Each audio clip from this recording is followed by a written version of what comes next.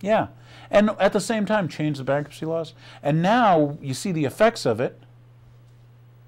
Who set up this fall? How did they take down Germany?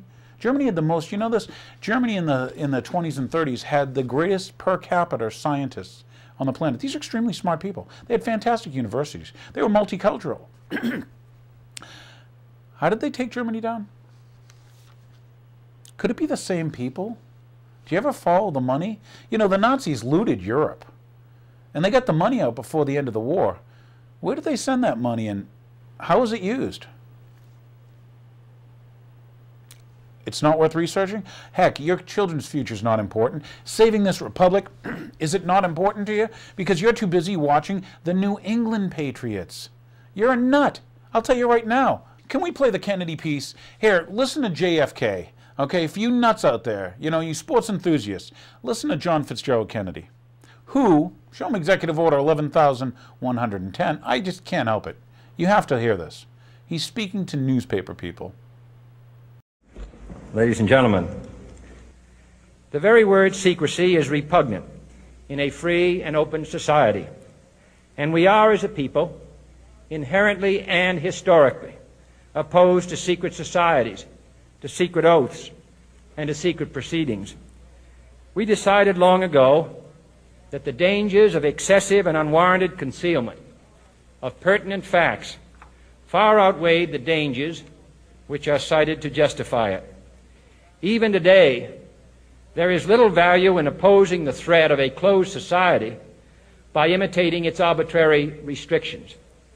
Even today, there is little value in ensuring the survival of our nation if our traditions do not survive with it.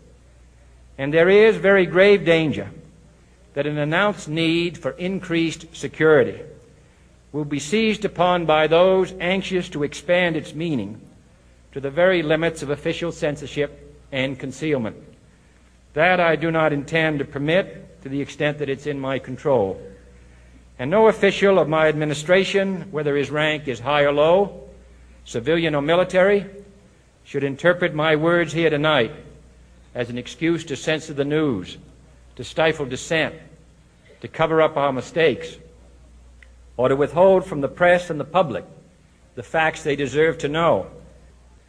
For we are opposed around the world by a monolithic and ruthless conspiracy that relies primarily on covert means for expanding its sphere of influence, on infiltration instead of invasion, on subversion instead of elections, on intimidation instead of free choice, on guerrillas by night instead of armies by day. It is a system which has conscripted vast human and material resources into the building of a tightly knit, highly efficient machine that combines military, diplomatic, intelligence, economic, scientific, and political operations.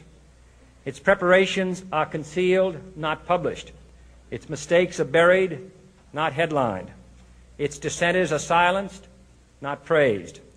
No expenditure is questioned, no rumor is printed, no secret is revealed.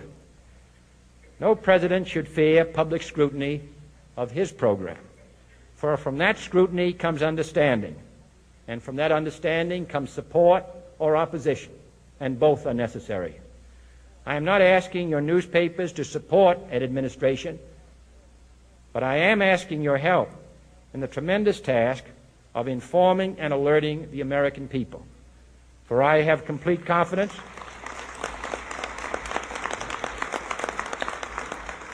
in the response and dedication of our citizens whenever they are fully informed. I not only could not stifle controversy among your readers, I welcome it. This administration intends to be candid about its errors. For as a wise man once said, an error doesn't become a mistake until you refuse to correct it. We intend to accept full responsibility for our errors, and we expect you to point them out when we miss them. Without debate, without criticism, no administration and no country can succeed, and no republic can survive. That is why the Athenian lawmaker Solon decreed it a crime for any citizen to shrink from controversy.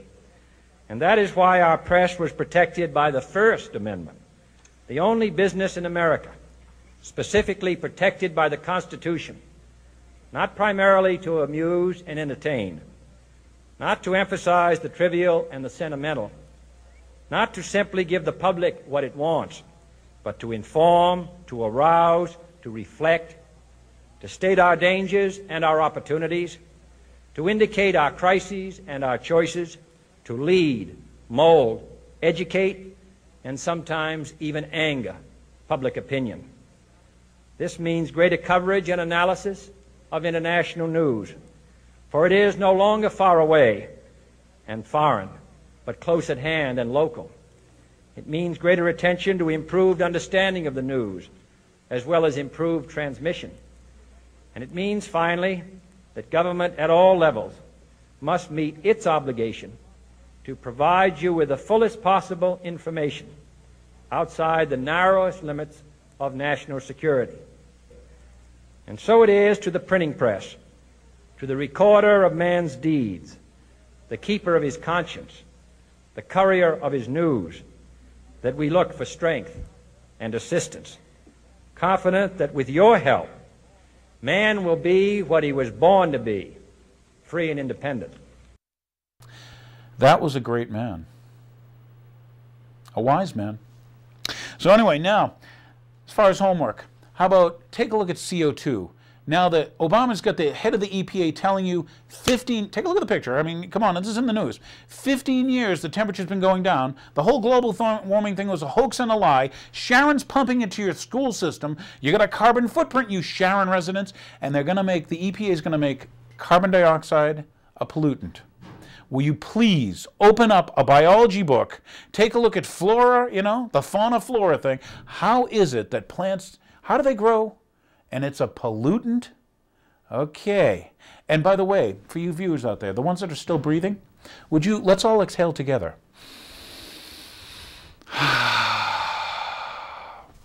Do humans exhale carbon dioxide? Are you polluting? Do you see how they've twisted your mindset? They've co-opted the environmental movement, which had a great thing in the 60s going into the 70s. And then all the globalist banksters started funding it. All this behind-the-scene money, where'd they get the money? And now what are they doing? They're telling you when you exhale, you're polluting. You know, I met a gardener in Sharon once. He grows really big pumpkins. Seemed like a fantastic guy. I really liked him. His plants need carbon dioxide. So his plants need pollutants? That's what President Hussein got the EPA head to say. But it was for climate change because we've had 15 years of temperatures declining around the globe. The sea levels aren't rising. Everything they sold you. The glaciers aren't disappearing. Antarctica. Yeah, 43%. Don't believe me. Look it up. So for you viewers, please stop poisoning the people in Sharon. Please contact the Sharon Board of Health. Somebody wake up. And with that, I'll say follow the money. I'll say it's really good to be on the show. I'm glad I got to go overtime and overdrive for you because you deserve the truth. And does your President Hussein work for the bankers? That's how we'll leave this one. Thank you for watching. God bless this republic. And we save it for our grandchildren, and death to the New World Order.